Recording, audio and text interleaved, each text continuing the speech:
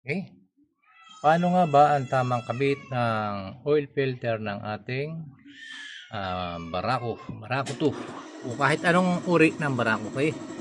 Bali, kinalas ko na po itong dalawang tornilyo dito. Okay? Para mabilis-bilis tayo.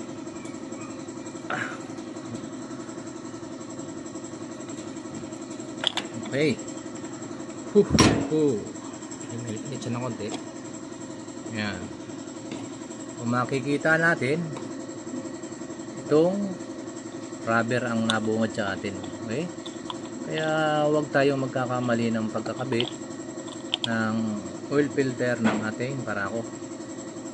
Dahil sisigurado ko sa inyo, mamumroblema tayo, malaking gastos.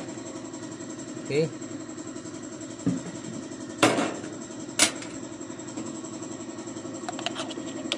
Mali.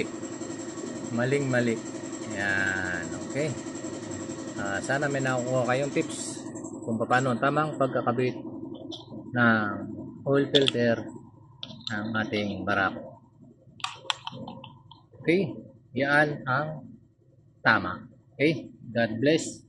Maraming salamat sa panonood.